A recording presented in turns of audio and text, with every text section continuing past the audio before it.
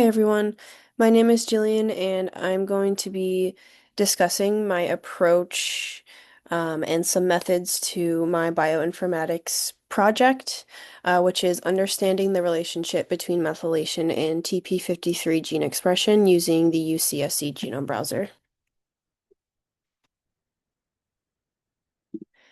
So, a little bit about UCSC. It is a genome browser which is publicly available, and it allows users to better understand different patterns in a wide variety of genes and assemblies. In this browser, users can interact with numerous filters to interpret results from assays like whole genome shotgun bisulfite sequencing and RNA sequencing.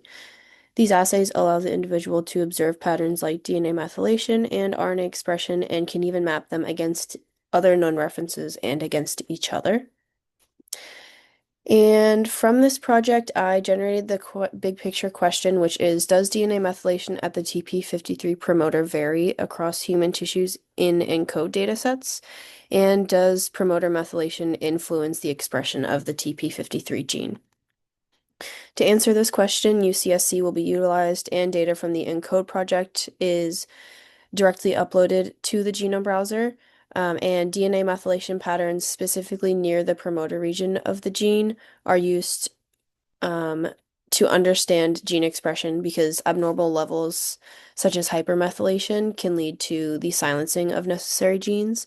And this can potentially lead to certain types of cancers, such as colorectal cancer seen here.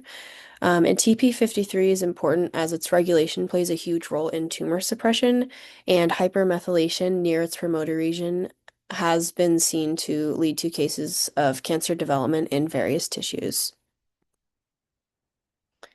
The manual demonstrates how the UCSC genome browser can be used to observe multiple genomic data sets, which can help establish a hypothesis to suggest a particular mechanism of a gene. It is a relatively beginner-friendly tool, so its usage is taken advantage of by many bioinformaticians. The genome browser will allow for the integration of both DNA methylation and RNA expression aligned against the TP53 promoter region to allow the user to better understand how methylation patterns can be linked to increased probability of cancer development due to unmarked tumor growth.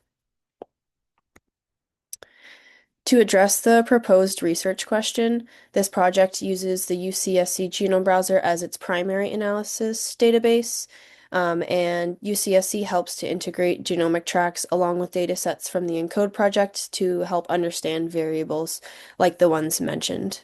The table here shows the different types of assays performed, as well as the specific cell lines that were observed. So the GM12878 and HeLa S3 cell lines were chosen due to their normal or wild type function in the TP53 gene, and abnormalities or mutations in either of these cell lines can directly influence the activity of TP53 and are widely utilized in cancer studies.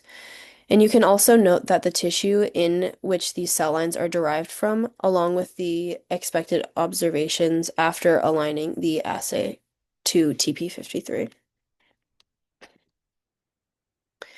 To answer the big picture question using UCSC, I first opened the browser and located the TP53 gene, so it was displayed on my annotation track. I observed the location and position in which this gene sits, which is on chromosome 17 in humans.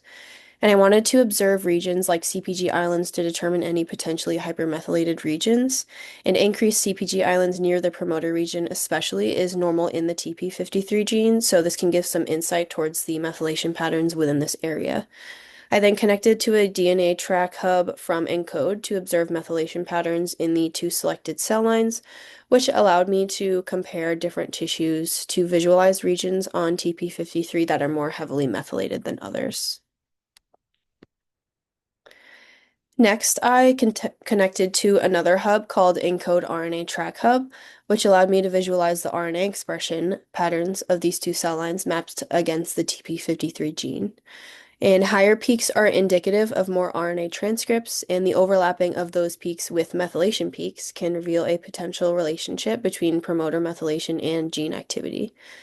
Lastly, I demonstrated how to export the data as a BED, otherwise known as Browser Extensible Data file, which displays several columns worth of information, such as chromosome position, start and end site, signal strength, which indicates the methylation percentage at that specific region, and whether those regions are located on the plus or minus strand of the gene.